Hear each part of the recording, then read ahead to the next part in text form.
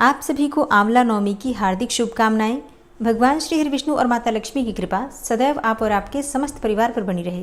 दोस्तों 10 नवंबर 2024 को आंवला नवमी है, तो आज की वीडियो में आप जानेंगे कि आंवला नवमी पर आंवले की पूजा किस प्रकार से करनी है, आज कौन सा उपाय करना चाहिए, किस प्रकार से आराधना करनी चाहिए, कौन से मंत्रों का जप करना चाहिए और कौन से ऐसे कार्य करें जिससे कि श्री हरि विष्णु और माता लक्ष्मी स्थायी रूप से हमारे घर में वास करें और किसी भी प्रकार की हमारी कामना हो, भगवान श्री हरि विष्णु की कृपा से और माता लक्ष्मी की कृपा से हमारी हर मनोकामना पूर्ण हो। इसके लिए आज विशेष क्या करना चाहिए, संपूर्ण जानकारी आपको आज की वीडियो में शेयर करने वाली हूँ। तो बहुत महत्वपूर्ण है आज की वीडियो, पूरा ज़रूर देख लीजिए। अच्छी लगे वीडियो तो लाइक भी ज़रूर कीजिए, क्योंकि आपके लाइक्स, आपके कमेंट्स मेरे लिए बहुत महत्वपूर्ण होते हैं। ये एकमात्र जरिया है जिनसे मुझे पता चलता है कि आपको ये वीडियो अच्छी लगती हैं और आपके लिए ये वीडियो उपयोगी है। तो अगर वीडियो अच्छी लगे तो लाइक तो ज़रूर ही किया कीजिए। दोस्तों बात करेंगे शुभ मुहूर्त और पूजा विधि के बारे में, लेकिन उससे पहले जानते हैं आपके एक प्रश्न का उत्तर। बहुत सारे भक्तों के प्रश्न आए हैं कि रविवार को आंवला नवमी है, ऐसे में पूजा किस प्रकार से करें। देखिए, पूजा हमें उसी प्रकार से करना है।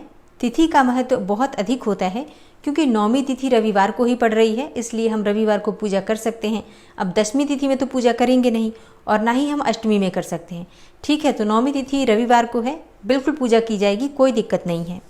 कार्तिक मास के शुक्ल पक्ष की नौमी तिथि प्रारंभ हो रही है 9 नवंबर को शनिवार की रात्रि में 10:45 पर और समाप्त हो रही है 10 नवंबर को रात्रि में 9:01 पर।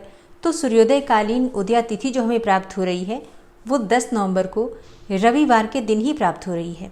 तो बिना किसी संशय के पूजा रविवार को ही की जाएगी, आंवला नवमी इसी दिन है, ठीक है। और अब जानते हैं पूजा के शुभ मुहूर्त के बारे में। अक्षय नवमी की पूजा के लिए जो शुभ मुहूर्त हमें प्राप्त हो रहा है, सुबह 6:40 से दोपहर में 12:05 तक का जो समय है, इस समय में आप विधि विधान से आंवले की पूजा कर सकते हैं। अच्छा, अक्षय नवमी है, आंवला नवमी है, तो वैसे तो पूरे कार्तिक मास में ही बहुत से भक्त हैं जो कि कार्तिक स्नान कर रहे हैं।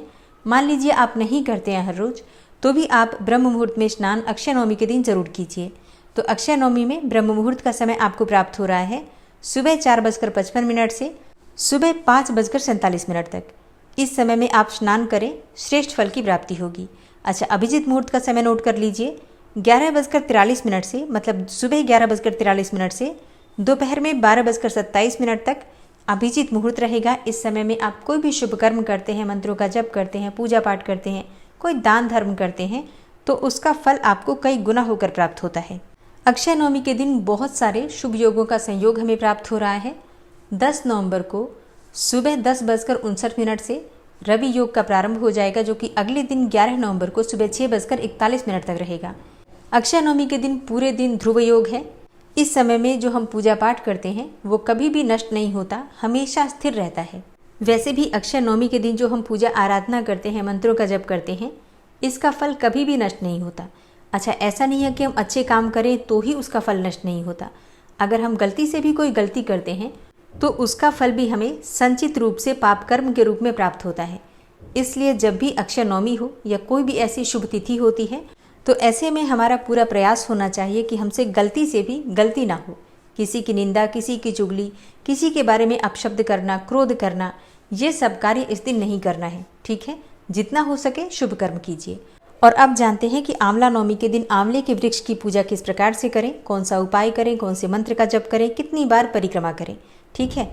अब आंवला नवमी है तो आंवले की पूजा आज के दिन की जाती है और इस दिन विशेष रूप से माँ लक्ष्मी की पूजा आराधना की जाती है और आंवले के पेड़ के नीचे भोजन भी कराया जाता है। ऐसा कहा जाता है कि आंवले के वृक्ष के नीचे अगर ब्राह्मण को भोजन कराया जाए तो इसका पुण्यफल कभी समाप्त नहीं होता और हर प्रकार की आपकी कामना पूर्ण हो जाती है। धन प्राप्ति की कामना हो या फिर संतान प्राप्ति की कामना हो या कोई भी भौतिक सुख आप चाहते हैं, तो आज के दिन आंवले के वृक्ष के नीचे आपको ब्राह्मण भोज अवश्य कराना चाहिए।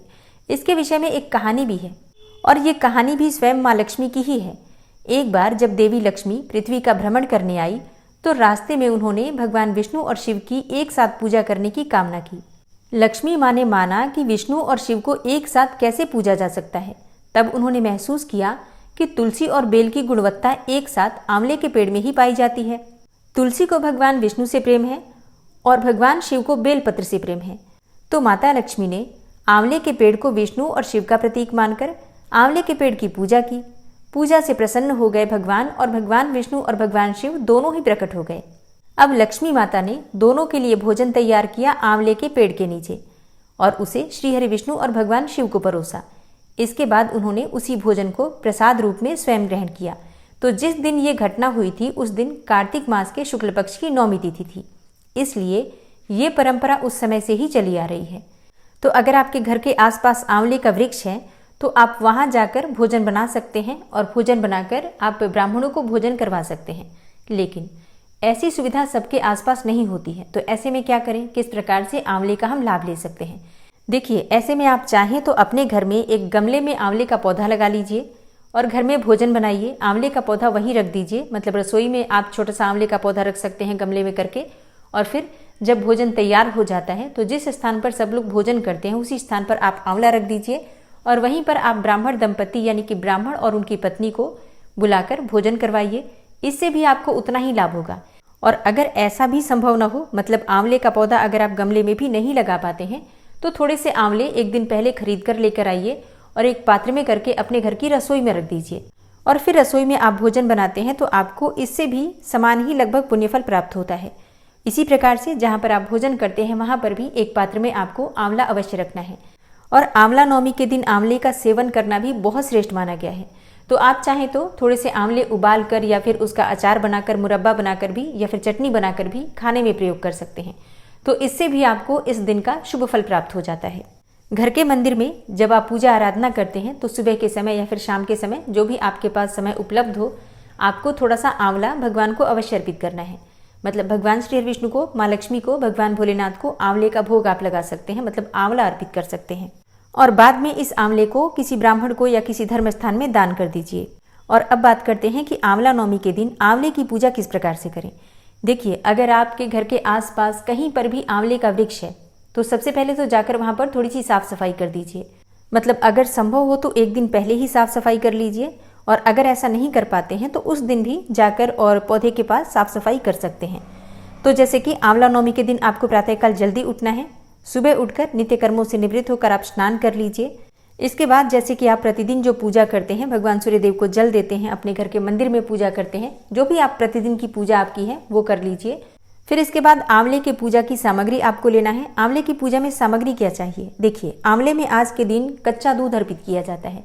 अगर आपको गाय का दूध मिल जाता है सर्वोत्तम है। अब गाय का दूध ना मिले तो क्या करें? ऐसे में आपके पास जो भी दूध उपलब्ध हो उसी का प्रयोग आप कर सकते हैं। बस इतना ध्यान रखिए कि दूध कच्चा होना चाहिए, उबला हुआ नहीं होना चाहिए। आपको क्या करना है, पहले एक पात्र ले लीजिए। आप कोई सा भी पात्र ले सकते हैं, चांदी का ले सकते हैं, पीतल का ले सकते हैं, स्टील का भी ले सकते हैं। तांबा मत लीजिएगा, तांबे में दूध का प्रयोग नहीं करते हैं। तो आपको पात्र में सबसे पहले गंगा जल डालना है, फिर आप थोड़ा सा दूध डाल दीजिए, और ये दूध आपको आंवले की जड़ में अर्पित करना है। इसके बाद थोड़ा सा जल अर्पित कर दीजिए। और हाँ, अगर आप बहुत दूर जा रहे हैं, मतलब घर से दूर है आंवले का वृक्ष, तो ऐसे में आप चाहें तो जल और दूध एक साथ मिलाकर भी लेकर जा सकते हैं। मतलब अलग अलग पात्र ले जाना संभव ना हो तो एक ही पात्र में आप दोनों चीज़ें करके ले जा सकते हैं। लेकिन अगर आपके घर में पौधा है या फिर आप थोड़ी सी दूरी पर जा रहे हैं तो अलग अलग पात्र भी आप लेकर जा सकते हैं। और जब आप आंवले की पूजा करते हैं तो आपका मुख होना चाहिए पूर्व दिशा की तरफ। इसके बाद जैसे कि जल अर्पित करते हैं, दूध अर्पित करते हैं, फिर उसके बाद से धूप, दीप, अक्षत, पुष्प इत्यादि जो भी चीज़ें आपके पास उपलब्ध हैं, जैसे हम नॉर्मली पूजा करते हैं उसी प्रकार से पौधे की पूजा कर लीजिए। इसके बाद आंवले की परिक्रमा की जाती है।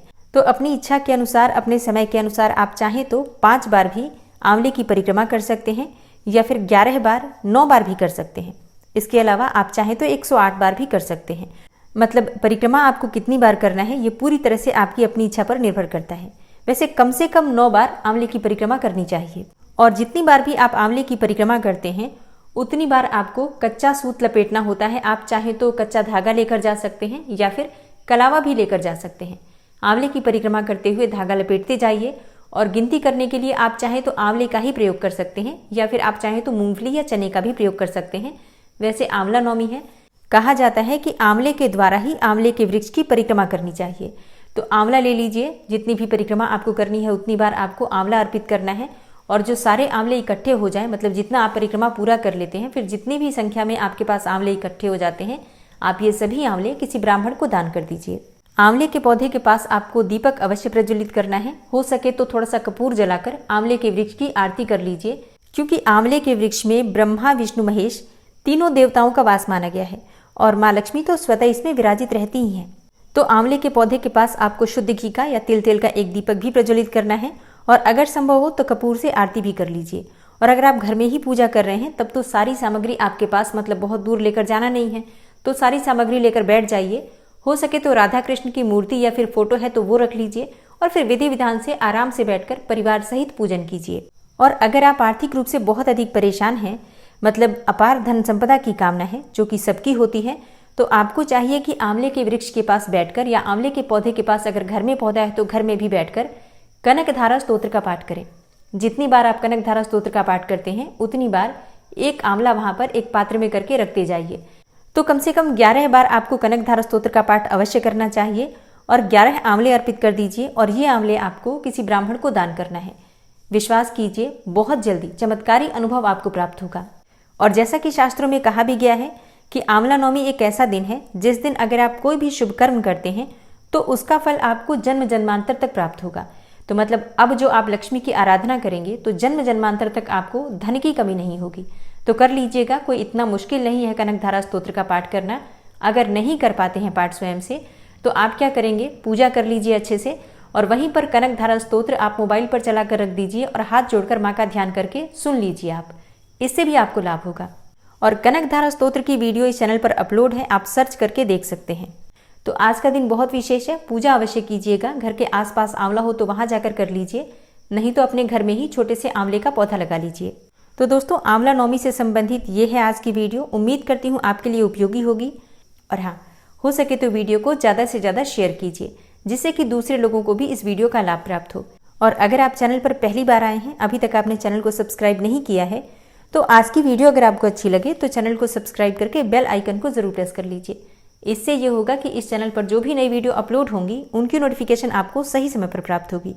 मिलती हूँ मैं आपसे अगली वीडियो में, तब तक के लिए नमस्कार।